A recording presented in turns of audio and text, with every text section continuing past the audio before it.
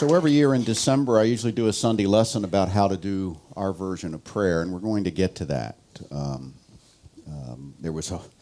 As many of you may know, our ministers in our organization, we have what's called a listserv where we're all in email together, and obviously there's been a lot of conversation going on in the last couple days. And one minister asked, are any of you changing your Sunday service because of the situation? And of course, most everybody was in some form or fashion. What I am going to do is read something that I saw online today, and I checked it out. As far as I can tell, it's real. There's been obviously a lot of things that go back and forth, obviously this time, in times like this, and we've had quite a few times like this, haven't we? I was reading in the LA Times this morning that someone yesterday went into the Newport Beach Mall and fired 50 rounds with a rifle. Didn't hit anybody. And there was a multiple shooting in Alabama and another one, I think, in Ohio. So, this is called I Am Adam Lanza's Mother, a mom's perspective on the mental illness conversation in America. 3 days before 20-year-old Adam Lanza killed his mother, then opened fire on a classroom full of Connecticut kindergartners, my 13-year-old son, Michael, not his real name, missed his bus because he was wearing the wrong color pants. I can wear these pants, he said, his tone increasingly belligerent, the black hole pupils of his eyes swallowing the blue irises. They are navy blue, I told him. Your school's dress code says black or khaki pants only. They told me I could wear these, he insisted. You're a stupid bitch. I can wear these. I can wear whatever pants I want to. This is America. I have rights. You can't wear whatever pants you want to, I said, my tone affable and reasonable, and you definitely cannot call me a stupid bitch. You're grounded from electronics for the rest of the day. Now get in the car and I will take you to school. I live with a son who is mentally ill. I love my son, but he terrifies me. A few weeks ago, Michael pulled a knife and threatened to kill me, and then himself after I asked him to return his overdue library books. His 7- and 9-year-old siblings knew the safety plan. They ran to the car and locked the doors before I even asked them to. I managed to get the knife from Michael, then methodically collected all the sharp objects in the house into a single Tupperware container that now travels with me. Through it all, he continued to scream insults at me and threaten to kill or hurt me. That conflict ended with 3 burly police officers and a paramedic wrestling my son onto a gurney for an expensive ambulance ride to the local emergency room. The mental hospital didn't have any beds that day, and Michael calmed down nicely in the ER, so they sent us home with a prescription for Zyprexa and a follow-up visit with a local pediatrician. We still don't know what's wrong with Michael. Autism spectrum, ADHD, oppositional defiant, or intermittent explosive disorder have all been tossed around at various meetings with probation officers and social workers and counselors and teachers and school administrators. He's been on a slew of antipsychotic and mood-altering pharmaceuticals, a Russian novel of behavioral plans. Nothing seems to work. At the start of 7th grade, Michael was accepted to an accelerated program for highly gifted math and science students. His IQ is off the charts. When he's in a good mood, he will gladly bend your ear on subjects ranging from Greek mythology to the differences between Einsteinian and Newtonian physics to Doctor Who. He's in a good mood most of the time, but when he's not, watch out. And it's impossible to predict what will set him off. Several weeks into his new junior high school, Michael began exhibiting increasingly odd and threatening behavior at school. We decided to transfer him to the district's most restrictive behavioral program, a contained school environment where children who can't function in normal classrooms can assess their right to free public babysitting from 7:30 to 1:50 Monday through Friday until they turn 18. The morning of the pants incident, Michael continued to argue with me on the drive. He would occasionally apologize and seem remorseful. Right before we turned into his school parking lot, he said, "Look, Mom, I'm really sorry. Can I have my video games back today?" "No way," I told him. "You cannot act the way you acted this morning and think you can get your electronic privileges back that quickly." His face turned cold and his eyes were full of a calculated rage. Then I'm going to kill myself, he said. I'm going to jump out of this car right now and kill myself. That was it. After the knife incident, I told him if he ever said those words again, I would take him straight to the mental hospital, no ifs, ands, or buts. I did not respond except to pull the car into the opposite lane, turning left instead of right. Where are you taking me, he said, suddenly worried. Where are we going? You know where we're going, I replied. No, you can't do that to me. You're sending me to hell. You're sending me straight to hell. I pulled up in front of the hospital, frantically waving for one of the clinicians who happened to be standing outside. Call the police, I said. Hurry. Michael was in a full-blown fit by then, screaming and hitting. I hugged him close so he couldn't escape from the car. He bit me several times and repeatedly jabbed his elbows into my rib cage. I'm still stronger than he is, but I won't be for much longer. The police came quickly and carried my son screaming and kicking into the bowels of the hospital. I started to shake and tears filled my eyes and I filled out the paperwork. Were there any difficulties with? At what age did your child? Were there any problems with? Has your child ever experienced? Does your child have? At least we have health insurance now. I recently accepted a position with a local college, giving up my freelance career because when you have kids like this, you need benefits. You'll do anything for benefits. No individual insurance plan will cover this kind of thing. For days, my son insisted I was lying, that I made the whole thing up, that I would get rid of him. The first day, when I called to check up on him, he said, I hate you and I'm going to get my revenge as soon as I get out of here.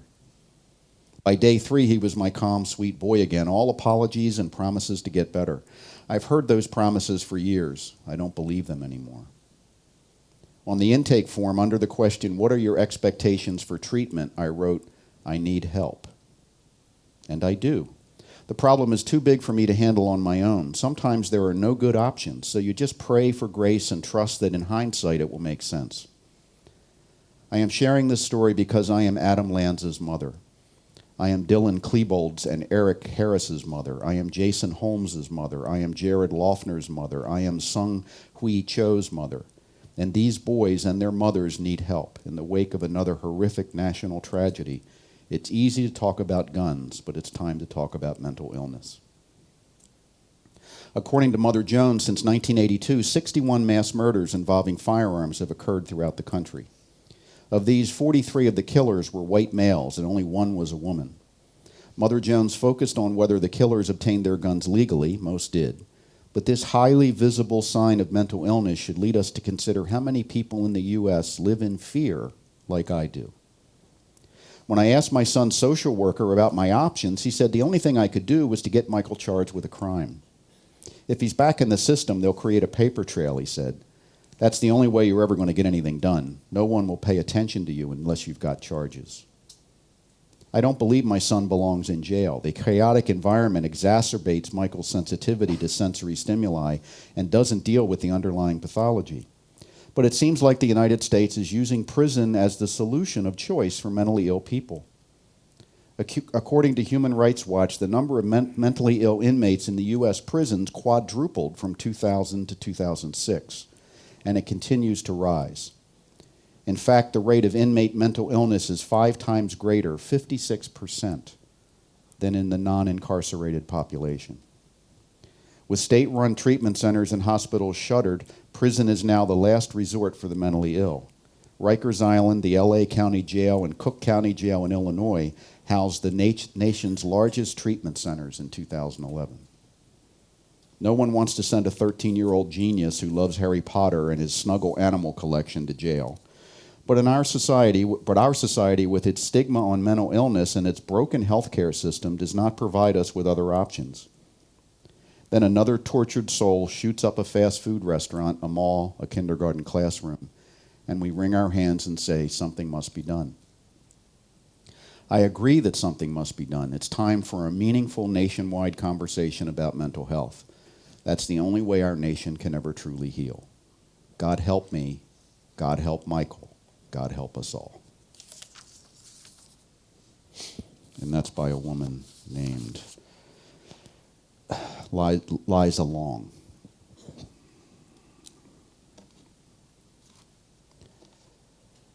it's kind of interesting, not unexpected, that when something like this happens, what we do automatically, it's human nature, is we go to our worldview and we respond from that. For some, the worldview is it's a gun control issue.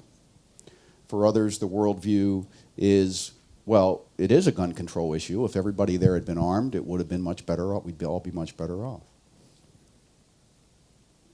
It's kind of interesting when you look at, the way the divide falls in our country, say between liberal and conservative, however you classify that.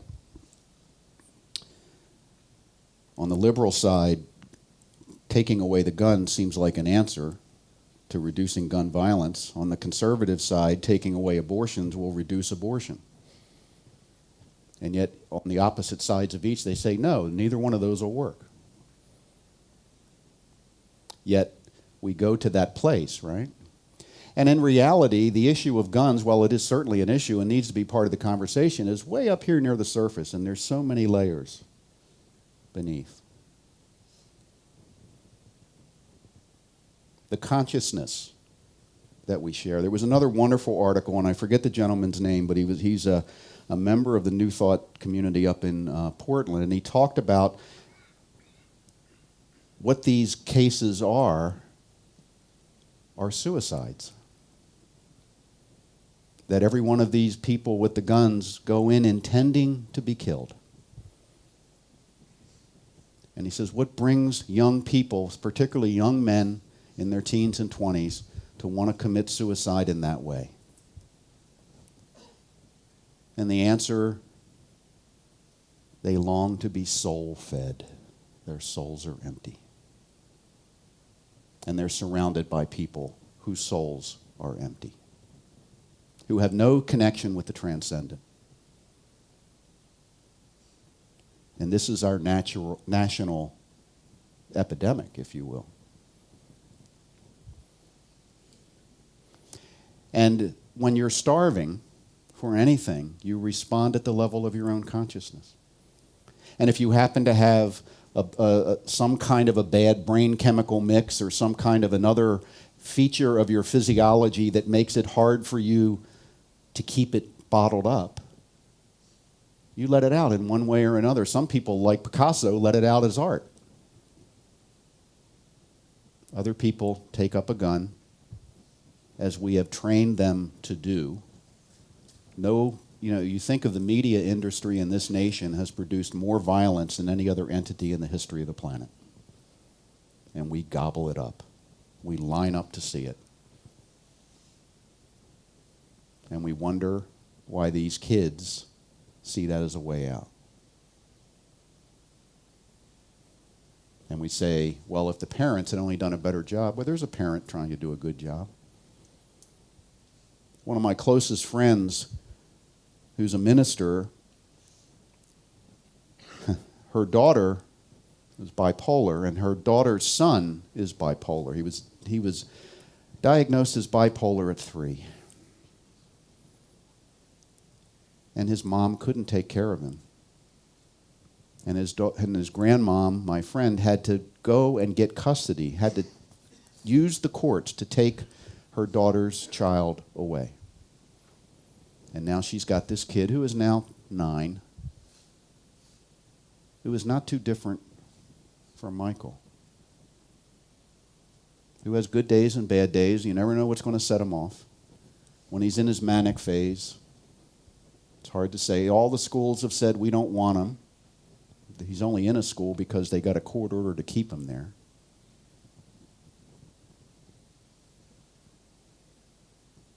What do we do about that?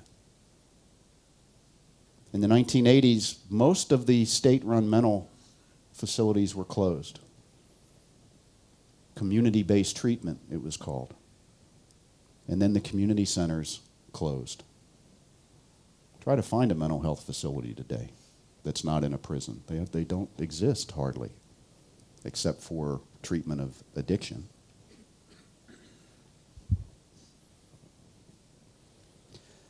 So we're going to talk about prayer now. See, one of the things that Dr. Holmes was pretty clear about was when you pray, have something fairly specific to pray for. Not just that things get better. The universe doesn't know how to go after that.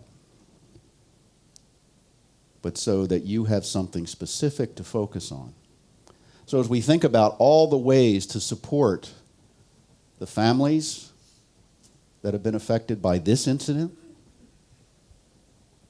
the children, the children who are still around but had exposure to that horrific day, our own kids, what do we treat for? Well, maybe we each in our own way find some aspect, an element of the problem that we can focus our attention on and our intention on. And I'm going to tell you how to do it. Some of you know, but some of you don't. We talk about 5 and 7-step treatment.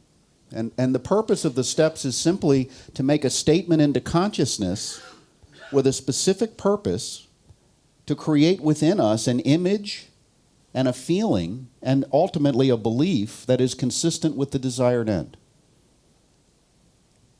We're using our imagination to direct our next experience. And we also know that we can treat for other people. We can do prayer for other people. That's what our practitioners do. That's why they went through that education. How do you treat for someone else? How can I get into your mind? Well, we're all sharing the same mind. That's how. And if I put a greater, more powerful, more idealized image into that one mind, you have access to it. Now, how do you get access to it? Well, nobody knows, but it seems to be something with a willingness to be healed. When I have within me if I'm not well and I have a willingness to be healed, I can go anywhere within that universal mind and find whatever it takes and draw it to me. And I do that automatically. So the only time treatment really doesn't work is when the person doesn't have a willingness to heal, and that happens sometimes. Sometimes we just don't want to get better because we've decided it's not worth it. But most of the time we do. We just don't know how.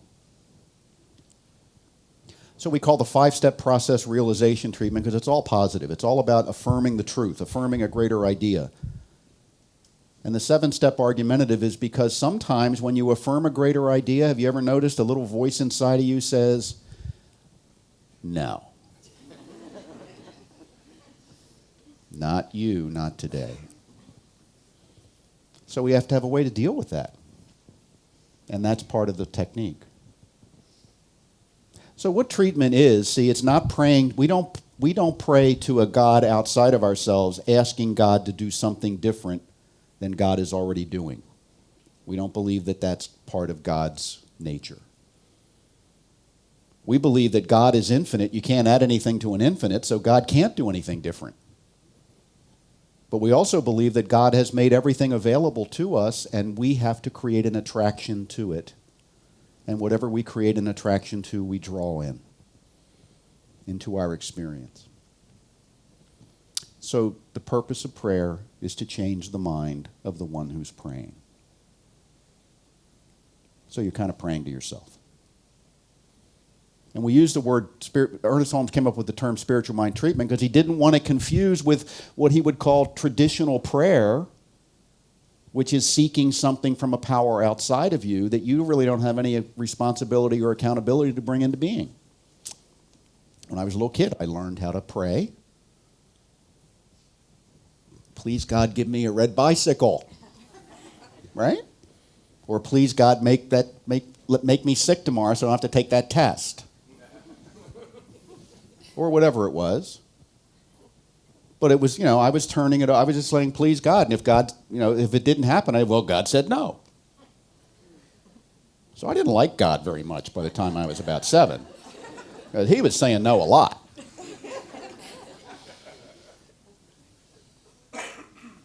And if you're still praying that way as an adult, you may find it's not working very well. How many prayers for peace have been expressed on this planet? You're using the right technique the wrong way. I might have a key, but if it's not the key that fits the lock I'm trying to get into, it doesn't do me any good. I got to have the right key for the right lock. So our form of prayer treatment, as we call it, is simply a way of understanding our own psychology. See, when they made up prayer back in the day, but biblical times, they didn't understand how the human mind worked. So they came up with a system that's asking an external power to do something for you, and that's not the way the external power relates to you. Well, aren't some prayers answered? Yeah, somebody wins the lottery too. It's the law of averages.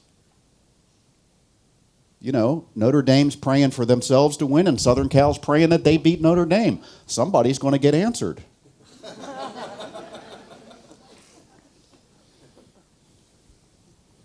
And if it's not Notre Dame, are they in trouble?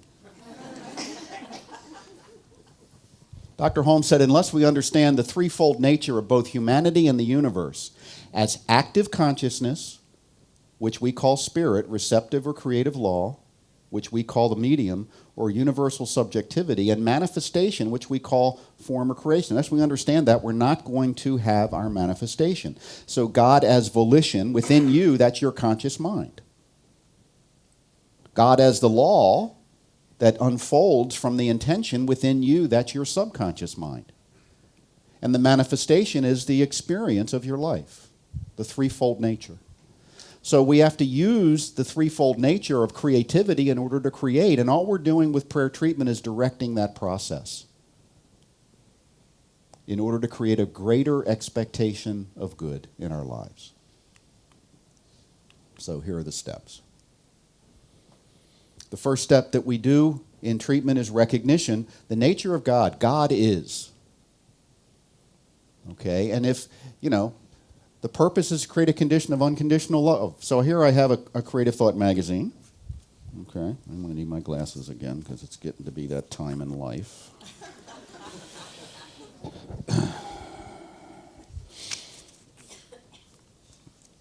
Let's see. Let's just find one. Here's one by a guy named James Lockard in Simi Valley, California.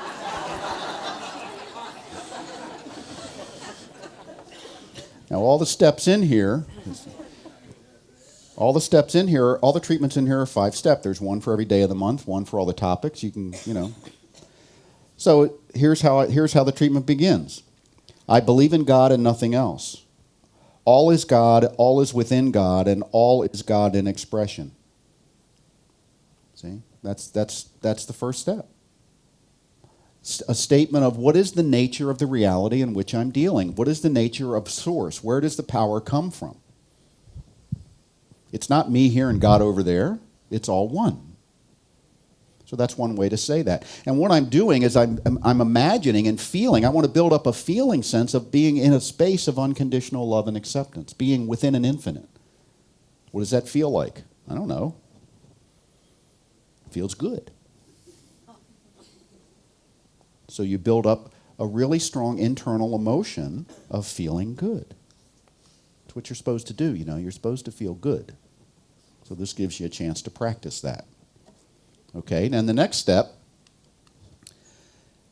well, actually, before we go to the next step, we're going to do a little segue here. Now, sometimes when I make a statement, I alluded to this before, when I make a statement into the universe of good, if I don't believe that statement, my internal voice speaks up. So I might say, God is all there is, and God is love. And the internal voice say, not today. Look at all what happened in that school. Is that a God of love? Now, I have a choice here. I can ignore that and just continue on, or I can deal with it. So at any step within the 5 steps we're going to talk about, when I make a statement into the universe, and usually I'm making a statement that's greater than what I currently believe, right? Because the very need to pray means I need to up-level my belief. I'm going to get some feedback from the little voice within. Now, what is that little voice? Is it the devil? Well, some people would think it is. No. The closest analogy I can give you, when you're in Word and you hit a button to close a file, and a little box pops up on the screen that says, are you sure you want to close this file? That's what the voice is. Really, I'm serious. Why does the little box come up and ask you if you want to close the file? Because the last thing you said was open the file. Now you're saying close it. What do you mean? So when I affirm God is all there is and I have a difference of opinion within and it comes up, oh no, it's just like the little box saying, wait a minute, you've been telling me that God is not all it is, and now you're saying God is all it is? So what I've got to do with that little voice is tell it to shut up. That's a spiritual term.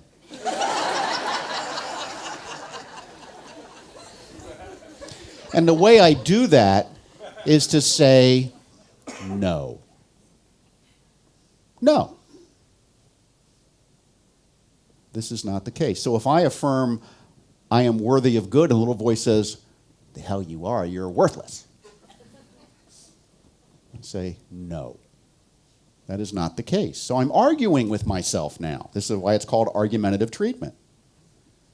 The reason is to create a consciousness of clear inner direction. If I just let that statement go and don't address it and just try to be positive without listening to the other part, what I'm doing is I'm being Pollyanna. I'm not looking at what's going on, and I'm trying to be in denial about the reality of what my current belief is. I don't want to be in denial about my current belief. I want to change it. If it ain't working, I want to change it. So I say simply, no. And then, this thing is making me push the button an awful lot. Can you give me the next slide? Is somebody back there? Oh.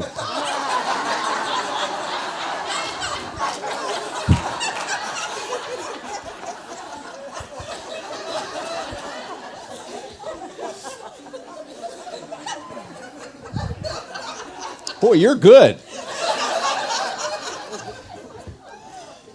So after I say no and the little voice is still there, I say, and then I reaffirm whatever it was I was affirming to begin with in order to get toward that degree of realization. So what am I doing? I'm talking myself into it. And it is a process. It is a process. And there are times when I'm resisting every step of the treatment. Usually first step I'm fine with by now. Now second step, let's go to the second step, step 2, the unification, I am, to create a consciousness of, listen to this, radical self-acceptance. How many of you have radical self-acceptance? Okay, I didn't see a lot of hands go up. So this can be an issue. Thank you, Reverend Patrick. This can be an issue. Right? This is because, let's put it this way, psychologically, if I can't see myself having something, I can't have it. If I can't see, now why can't I see myself having it? Well, normally it's because I don't think I deserve it. Because I've sinned, or I've done something wrong, or, I need to be punished. All those outmoded ideas. Yeah, you've sinned, you've done stuff wrong, so is everybody else. You need to forgive yourself, make amends if necessary, and move on. But if I stay in that place of not deserving, and then I write in my second step of the treatment, as we'll go back to this brilliant author here, I have nothing to fear because I am an aspect of God expressing. There is nothing that is truly separate from me. I am one with the Creator, the intelligence of the universe. Now, when you make statements like that, if you don't agree with it, the little voice is going to get really loud. And depending on where you are in your spiritual journey, it might get really nasty. How do you talk to yourself? Especially when things go wrong, because that's the voice you'll hear. Why is that? Because, again, I'm affirming a higher truth than I currently believe, let's say, and my inner mechanism is going to say, wait. You've been telling me for 4 decades that you're worthless. Now all of a sudden you're worth something? What am I supposed to do with that? You see, won't it? It'll affirm what you've been affirming up to this point. And if it's different than this, sometimes we get discouraged. Oh, screw it, I'll treat tomorrow.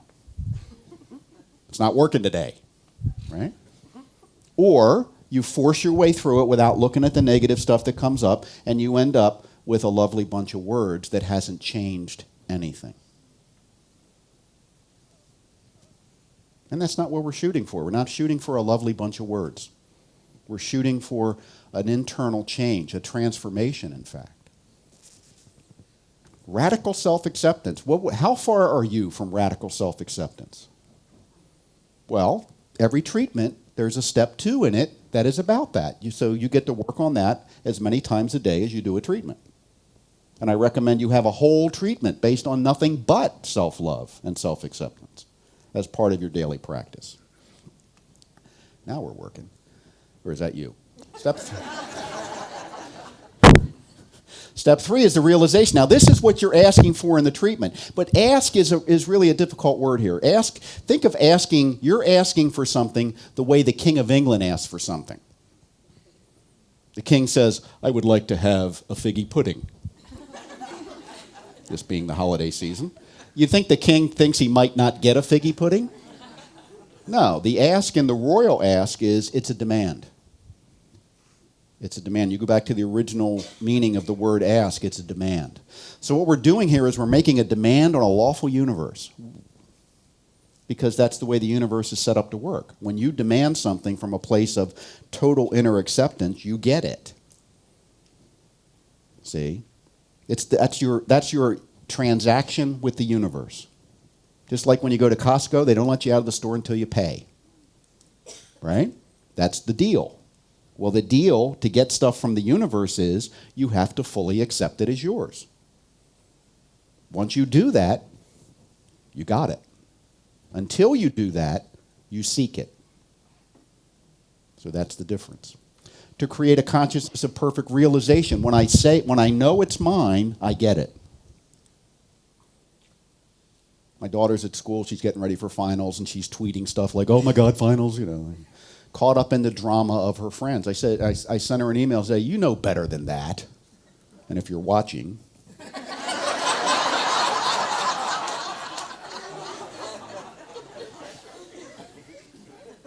you go into finals knowing, because you're not thinking about the test, you're thinking about getting the grade back and what that grade is and what grade do you want, what grade do you claim. You claim it now, you accept it as yours, and then you automatically do whatever it takes to get the grade. If you think, gee, I hope I pass, you'll find 1,000 reasons not to study.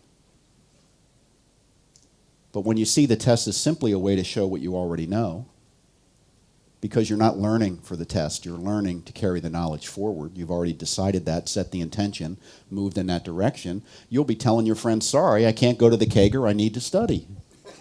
And I'm serious about that. There are actually kids that do that. I never met any in college, but I understand they exist today.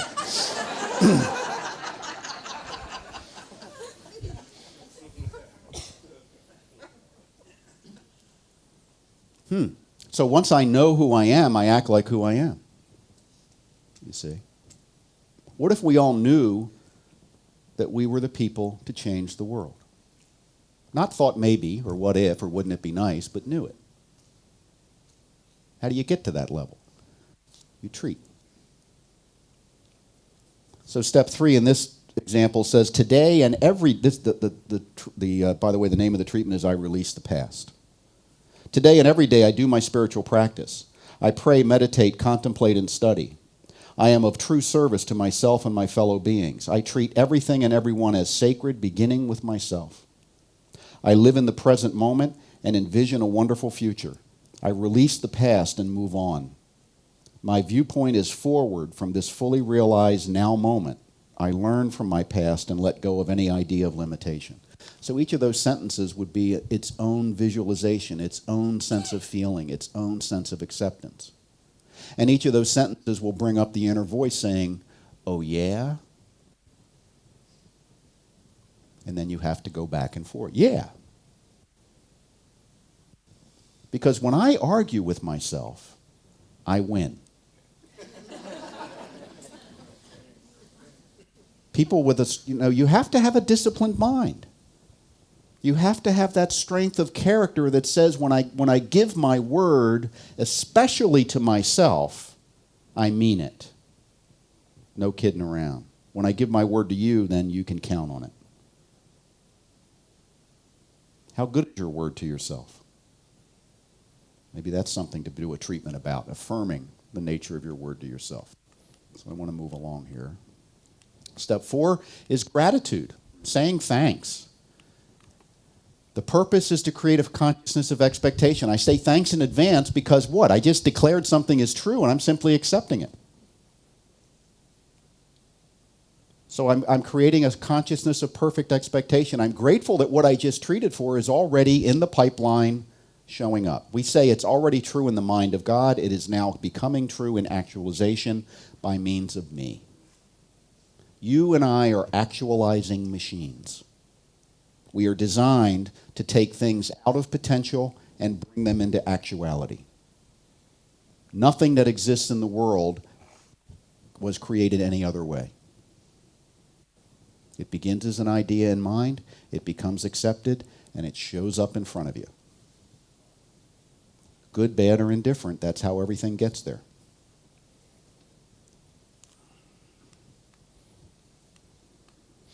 And the final step, actually it's not the final step, but we call it the final step, is release. Release means, okay, bring it on. I'm done. See, I don't continue to analyze, worry, and all that about it. I'm turning it over to that higher power that is operating through me and as me. I let go and I trust. I want to create a consciousness of perfect trust in what? In the creative process. Because the creative process is a law. It's absolute. It's a law you can't break or violate. So if I affirm I'm a failure, I'm a failure, I'm a failure, the law works perfectly to bring that into my existence. If I affirm I'm not worthy, I'm not worthy, I'm not worthy, the law says, okay, right you are. The law does not have the capacity to stop you from being a fool. It embraces your foolishness if that's what you're seeking. It embraces your victimhood if that's what you're seeking. It embraces illness. It embraces murder. It simply says yes to whatever we accept. So the question is not what's wrong with the world. The question is, what has the world accepted about itself? What have we as a culture accepted as being true? You know, you can't trust anybody. All men are pigs. You've probably heard statements like that. You've probably said them and thought them. And guess what? They become real to the degree that we accept them as true.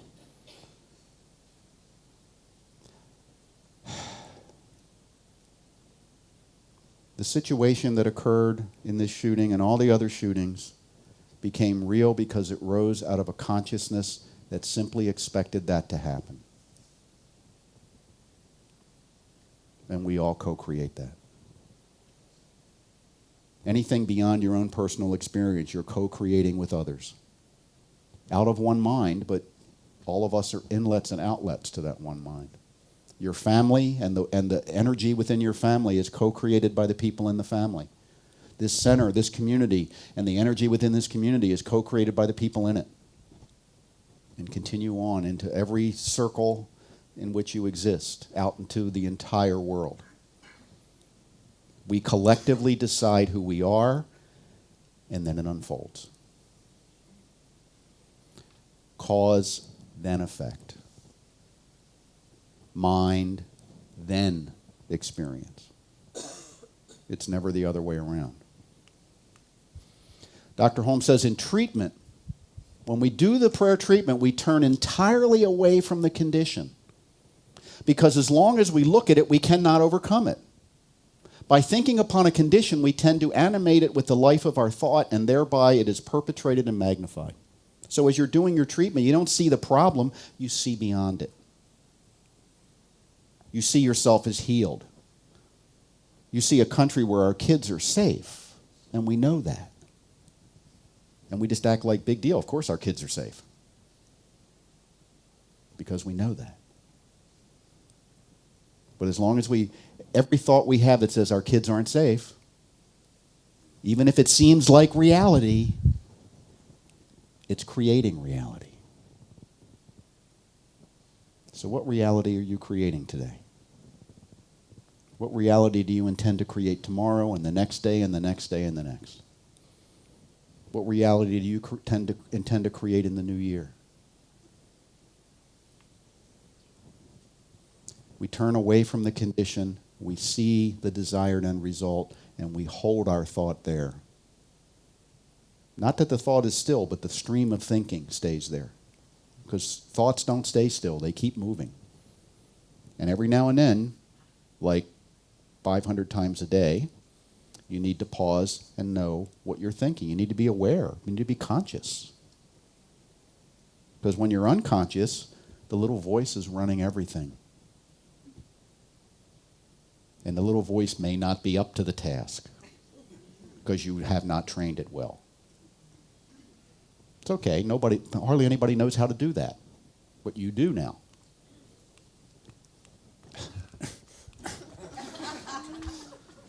We cannot demonstrate beyond our ability to mentally embody an idea. Whatever idea you mentally embody, you automatically demonstrate. There's no effort. So think of where in your life you struggle. And wouldn't it be nice to bring your consciousness into alignment there so you could do what you need to struggle to do without struggling? See, I want my daughter to waltz through her finals. Because she knows she's goddamn, she's going to be a doctor. I don't want her studying for the test. She might have to operate on me someday. Now, what was that? I told her, I said, you're learning to do in your future. You're not learning to pass a test. The test is simply a step on the way. You make it all about the test, and the day after the test, you forget everything that was on it. So what tests are in your life that we're cramming for, as opposed to learning and studying and growing to live beyond that experience? It's not so important what happened Friday in Connecticut. It's critical what happens afterward. Whatever's in your past, you are always in a place of choice to move forward, but you can't move forward in a positive direction until you reclaim authority in your own mind. You are the only authority in there. And as long as you don't have the handicap or limitation of someone like Michael in the story who doesn't have that capacity, therefore we have to help him as a culture around him. And not just tell his mother it's her problem. But why don't we do it? I think in part we do it because we don't know what to do. We think we can't do it. We think we're not worthy. We think we're not good enough. Bull crap. We are. We just have to know it. So what I know right here and now is that there is only God. And that we are never separate from that reality. And whenever we create a situation, individually or collectively, that doesn't look like God, that's just to remind us to point back in the right direction, more strongly this time. Your dreams are waiting for you to come true. And I know you're doing that right now, so thank you. And namaste.